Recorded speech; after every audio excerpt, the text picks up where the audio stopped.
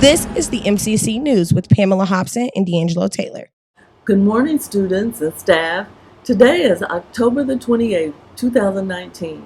So let's get this week started on the right foot with your MCC News.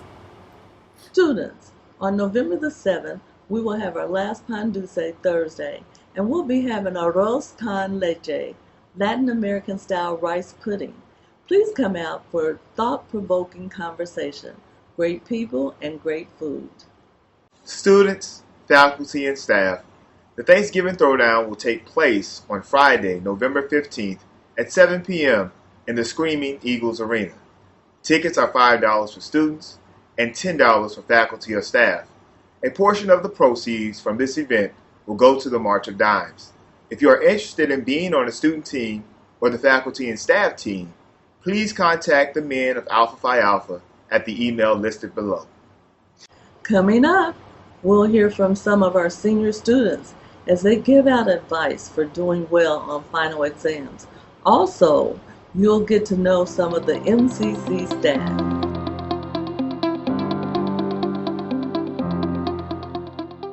Welcome back. Final exams are not too far from now. No pressure. So as you prepare for your exams, we wanted to give you some advice to be successful in the home stretch. In this week's MCC Minute, we caught up with a few of our seniors, and this is what they had to say.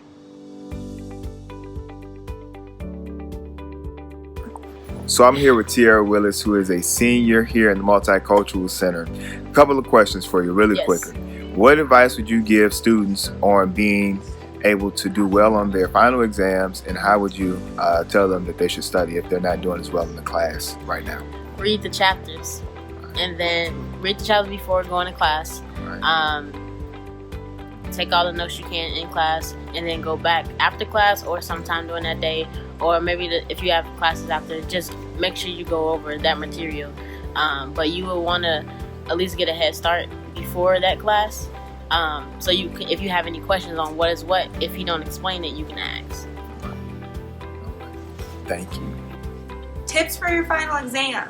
Plan ahead of time. Know when you're going to study, what you're going to study. The day of your final, wake up early and have breakfast. It's the most important meal of the day.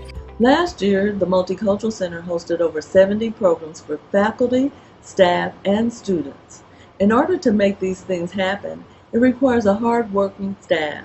In this week's programming spotlight, I caught up with some of the staff members in the MCC to ask a few questions.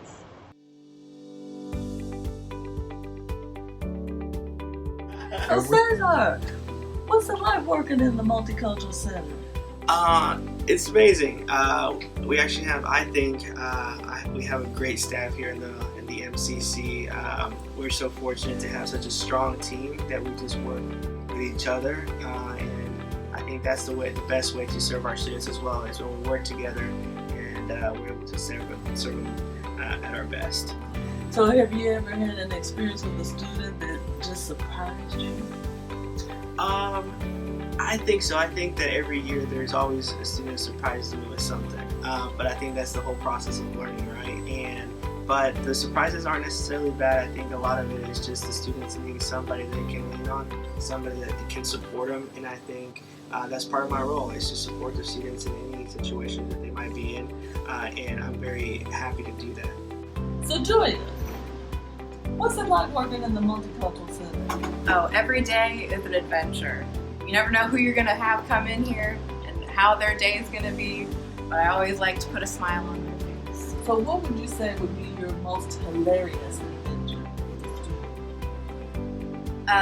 When I took Asiana driving, that was interesting. Oh my goodness. She was trying to learn how to drive, so I was trying to help her out.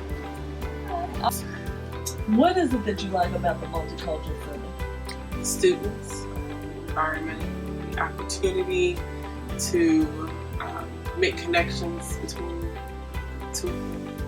So what has that experience been like? Life-changing. Just being around students every day, the programming, constantly figuring out new ideas, new approaches to how to reach them. So Dr. Taylor, What do you like about working in the Multicultural Center?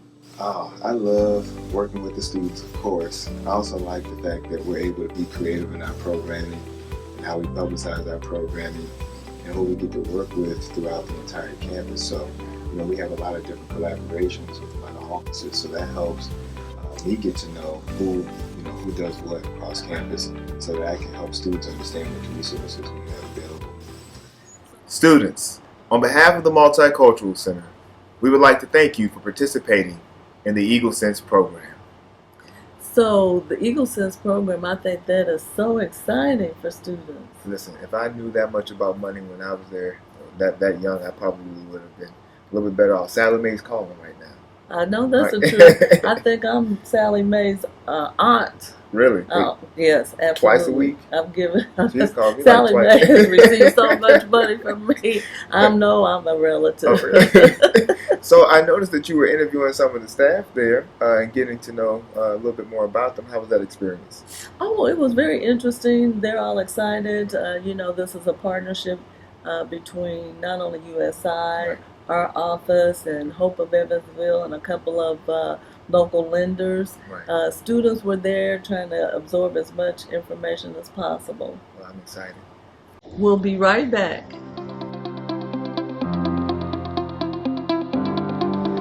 So tonight, USI versus U of E in the Ford Center.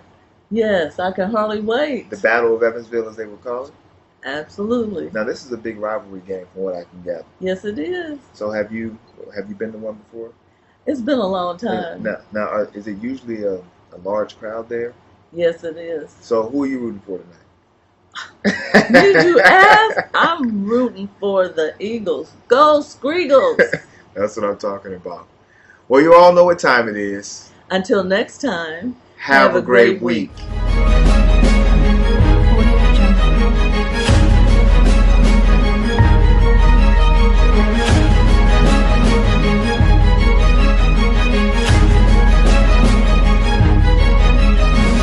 This is the MCC News with Pamela Hobson and D'Angelo Taylor.